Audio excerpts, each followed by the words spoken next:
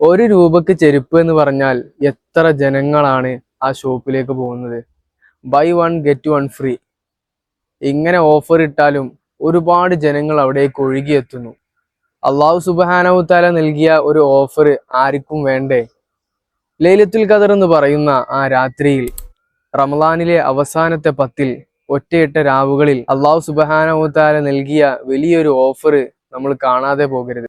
84 വർഷവും 4 മാസവും നമ്മൾ നിത്യമായി ഇബാദത്ത് എടുക്കുകയോ സ്വലാത്ത് ചൊല്ലുകയോ ദിക്ർ ചൊല്ലുകയോ ഇതിൻ്റെ എല്ലാം കൂലി ലഭിക്കുന്ന ഒരു ഒറ്റയിട്ട രാവുകൾ ലൈലത്തുൽ ഖദർ.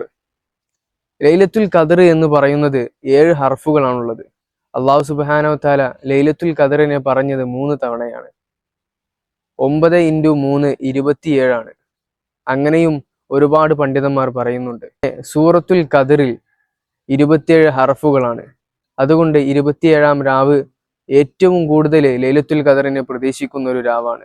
ഇനി വരാനിരിക്കുന്നത് 27-ാം രാവും 29-ാമത്തെ രാവുമാണ് ഇൻഷാ അല്ലാഹ്. അതുകൊണ്ട് നിങ്ങളെല്ലാവരും ഈ ദുനിയാവിലെ ഓഫറിന്റെ പിന്നാലെ ഓടുന്നതിനേക്കാൾ നിങ്ങൾ ആഖിറത്തിലേക്കുള്ള ഓഫർ, ആ ഒരു അള്ളാഹു സുബ്ഹാനഹു തആല നൽകിയ ഓഫർ നിങ്ങൾ ഒരിക്കലും നഷ്ടപ്പെടുത്തി കളയരുത്. നമുക്ക് ഒരുപാട് ഇബാദത്ത് ചെയ്യാനുള്ള ഭാഗ്യം അള്ളാഹു സുബ്ഹാനഹു തആല നൽകുമാറാവട്ടെ. റമളാൻ അനുകൂലമായി സാക്ഷി നിൽക്കുന്നതിൽ നമ്മളെല്ലാവരെയും ഉൾപ്പെടുത്തുമാറാവട്ടെ.